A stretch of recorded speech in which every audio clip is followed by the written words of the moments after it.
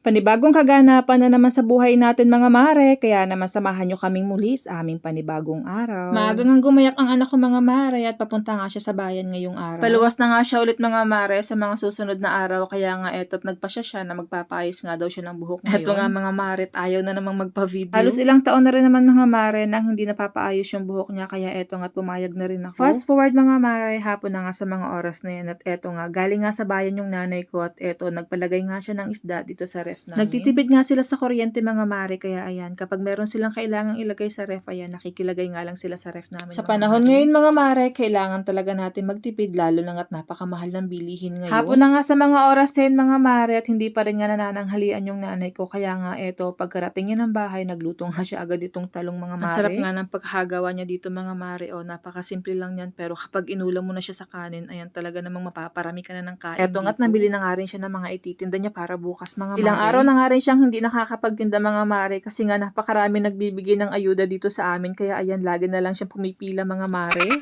Mas mabuti na nga rin yun mga mare, nang sa ganun, ayan, nakakapagpahinga siya mga mare. Eto nga, tinahanap nga niya yung alaga nilang aso mga mare at papakainin nga raw niya kasi nga hapon ay hindi pa nga kumakain ng tanghalian yung alaga nilang aso mga mare.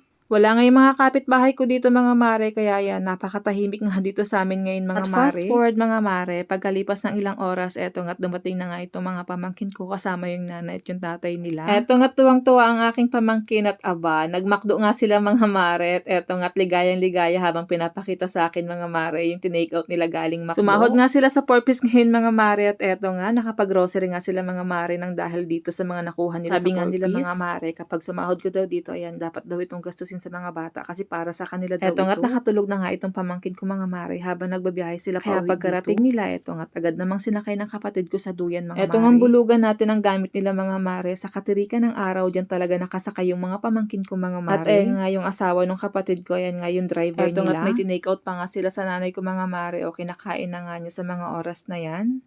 Paano ba yun mga mare? Hanggang dito na lang. God bless.